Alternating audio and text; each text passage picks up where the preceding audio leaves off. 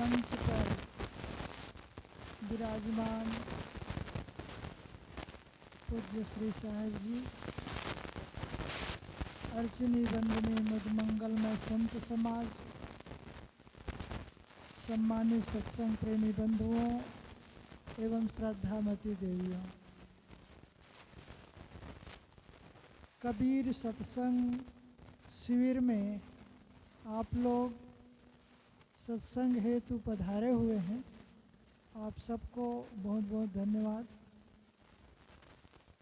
पूज्य श्री कुछ ही देर में यहाँ पर विराजमान होंगे। आइए, कुछ समय अवशेष है उसको हम लोग दोहन करें, उपयोग करें।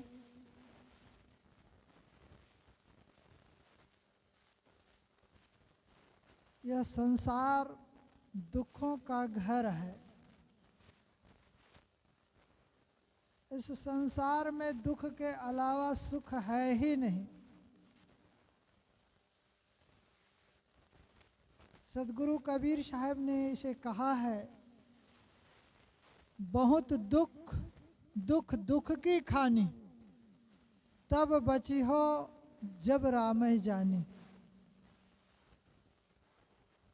दुख, बहुत दुख दुख की खानी।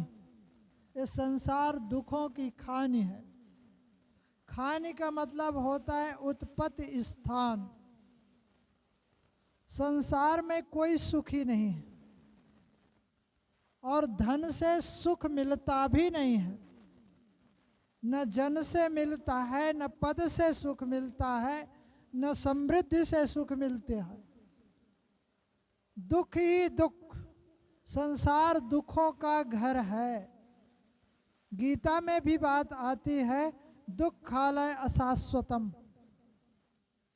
ये संसार दुखों का घर है और शाश्वत रहने वाला नहीं है।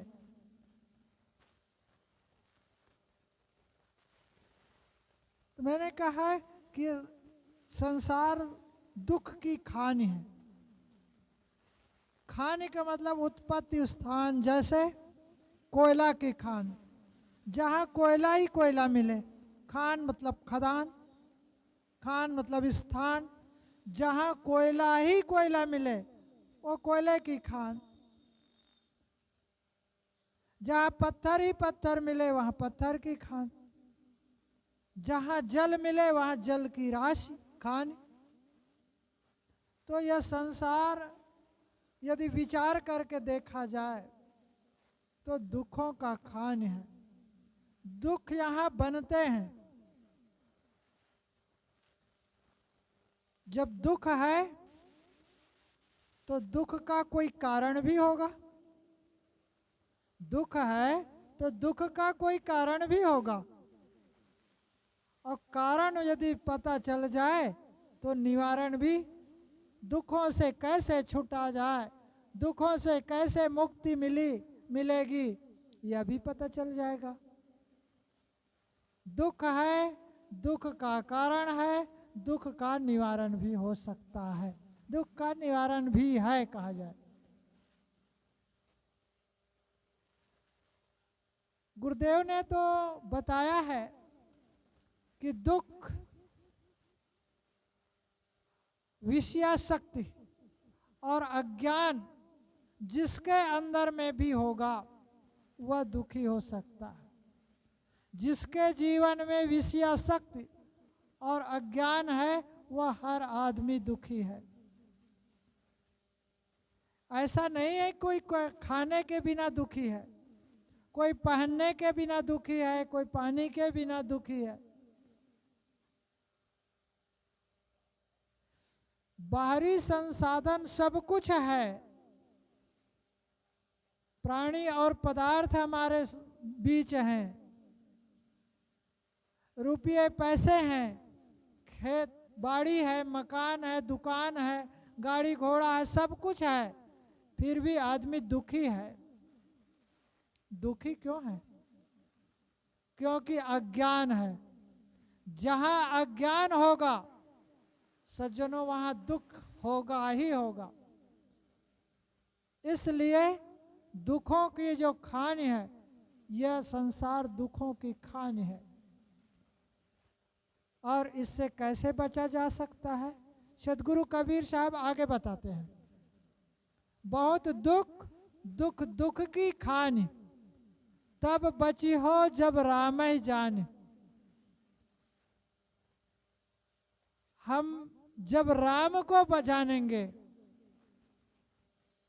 तब उस दुख से बच पाएंगे। राम है क्या?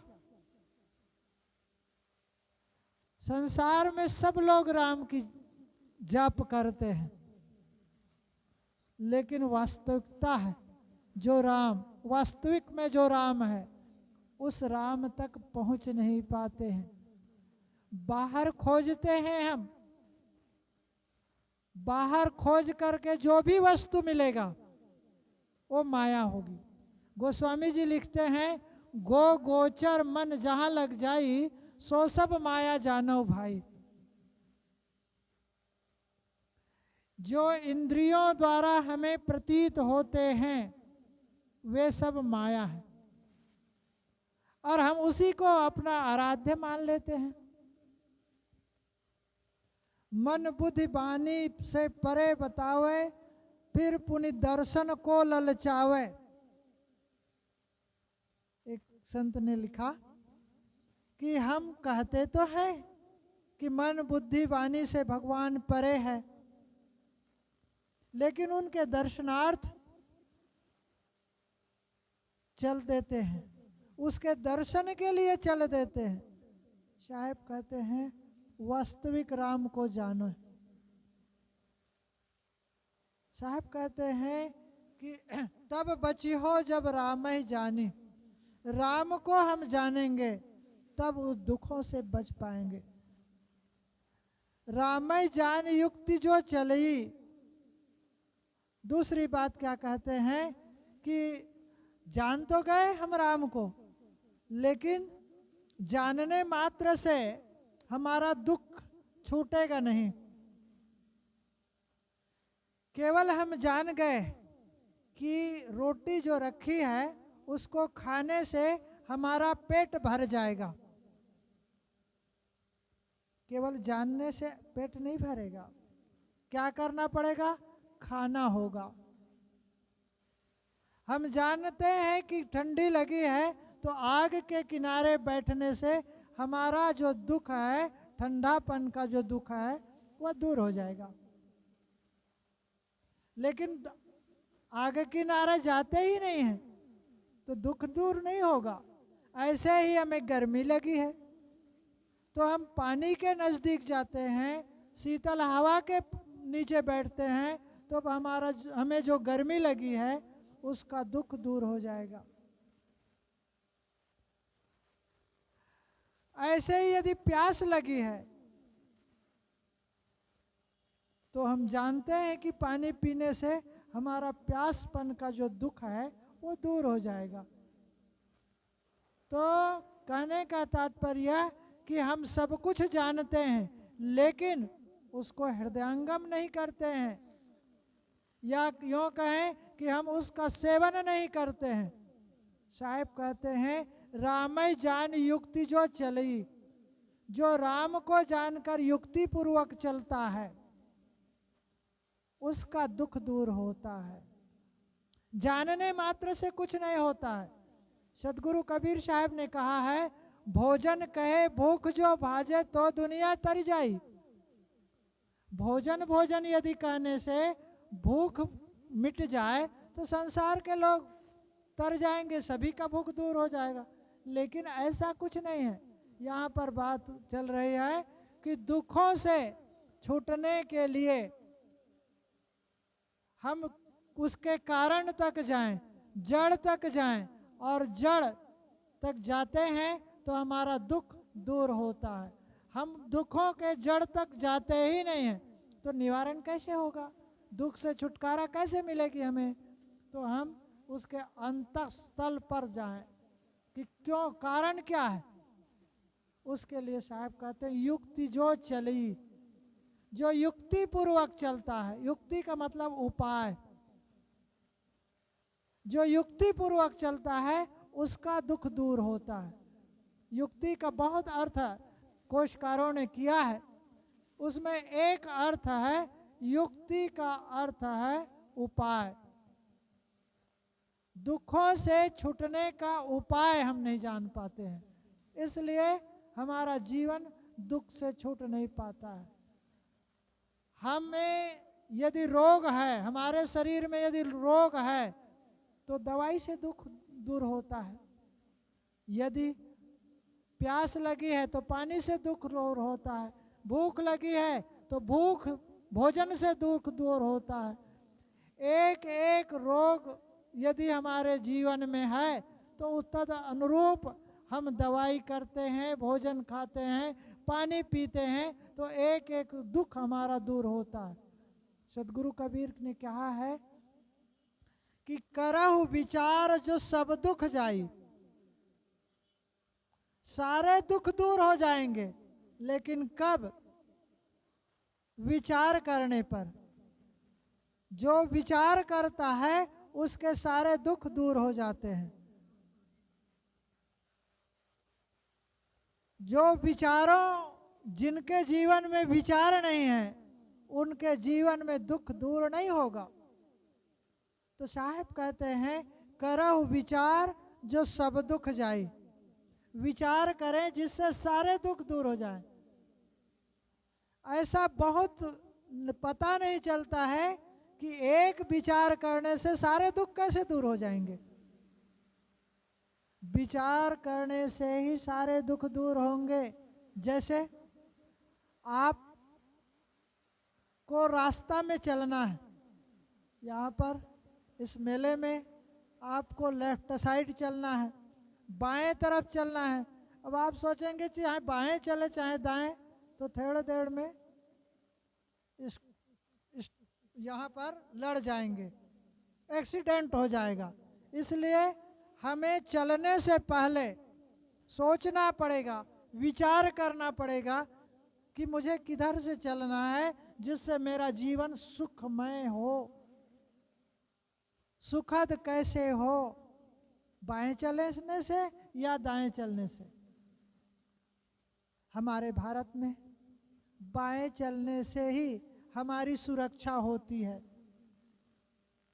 तो बाएं चलने से हमारे जीवन में सुख होगा।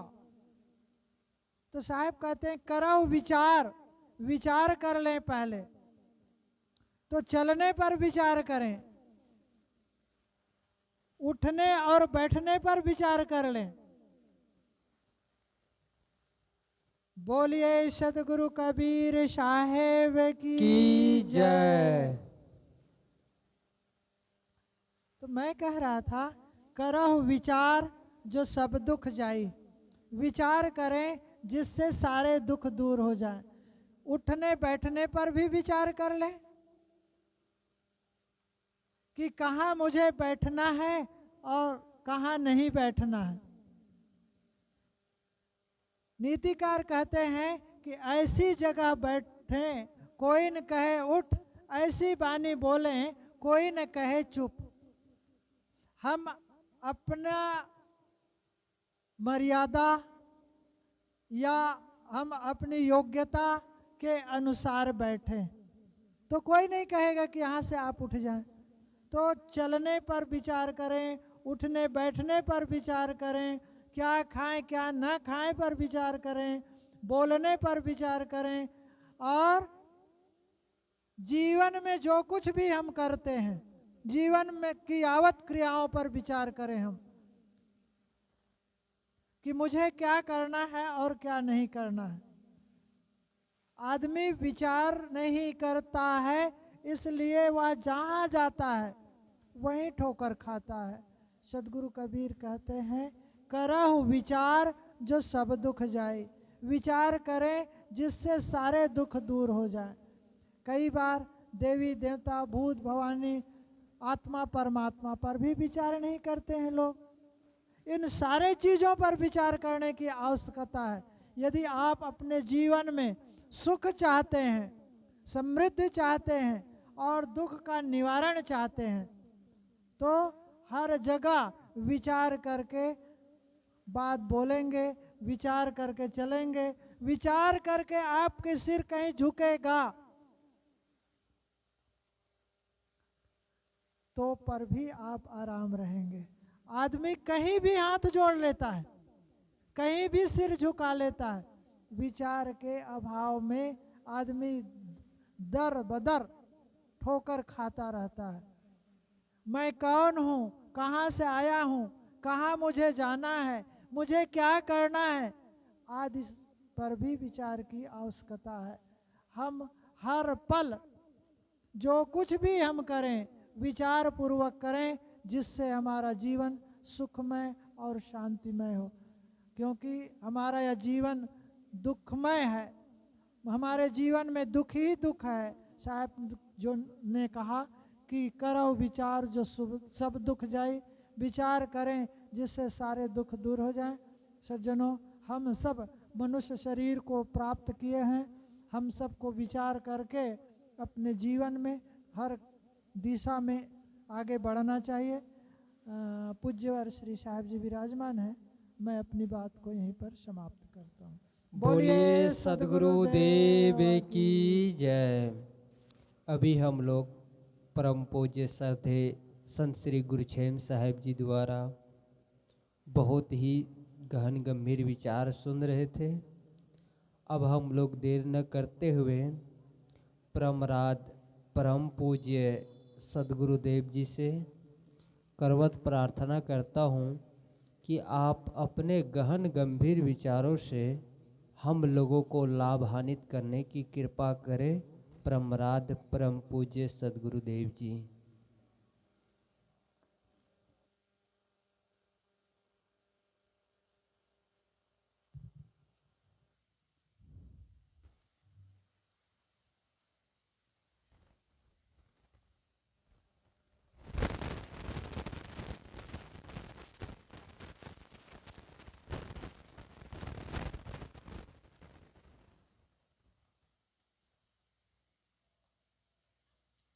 मुद मंगल में संत समाज, धर्मानुरागी सज्जनों, श्रद्धा मूर्ति देवियों,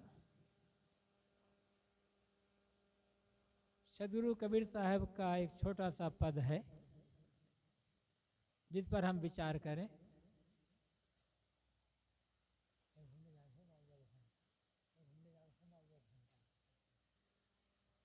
साहब कहते हैं, बंदे कर ले आप निवेरा, आप जियत लख आप ठौर कर मुए कहाँ घर तेरा। यही अवसर नहीं चेतहु प्राणी, अंत कोई नहीं तेरा। कहीं कबीर सुनो हो संतों, कठिन काल को घेरा। ऐ बंदले, ऐ माया का गुलाम मनुष्य, तू अपने आप को बंधनों से छुड़ा लो, अपने आप का छुटकारा कर लो। यहाँ साहब अपने श्रोताओं को बंदा कहते हैं। बंदा मतलब गुलाम, बंधा हुआ, परतंत्र। तो क्या हम और आप बंधे हुए हैं? देखने से आदमी नहीं बंधा हुआ है। आदमी तो खुला चल फिर रहा है, लेकिन बिरला आदमी होगा जो स्वतंत्र होगा। हर आदमी कैद खाने में बंद है और बंधा हुआ है, और उस कैद खाने में बंद है आदमी जो बाहर कहीं है ही नहीं। उस बंधनों से बंधा हुआ है आदमी जो बंधन बाहर कहीं है ही नहीं। ले साहब ने भी कहा है, बिन रसरीगर सकलो बंधा, तासो बंधा अलेख। दीन्हा दर्पण हस्त में, चश्म बिना क्या देख।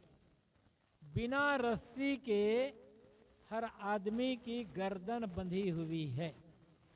सासों बंधा अलेख, साहब कहते हैं उस बंधन से आदमी बंधा है जो अलेख है, अदृश्य है, दिखाई नहीं देता। दीन्हा दर्पण हस्त में, साहब कहते हैं लोगों के हाथ में दर्पण दो, आँख ही नहीं है तो देखेगा कैसे।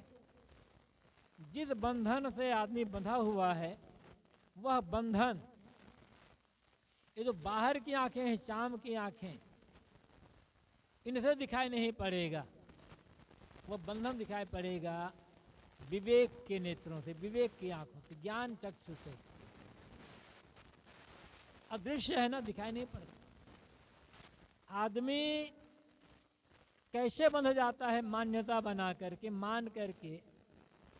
एक कहानी लोग संतगण कहा करते हैं, ऊंटों का एक सौदागर था, अपने बहुत सारे ऊंट लेकर के उन्हें बेचने ले जा रहा था। शाम हुई, एक सराय के पास पहुंचा, रुका और खूंटा गाड़कर रस्सी बांधकर अपने सारे ऊंटों को बांध दिया। लेकिन एक ऊंट के लिए खूंटा और रस्सी दोनों कम पड़ गए और सौदागर चिंता पड़ गया। सारे ऊंटों को बांध दिया गया है, एक ऊंट बांधने से बच गया है।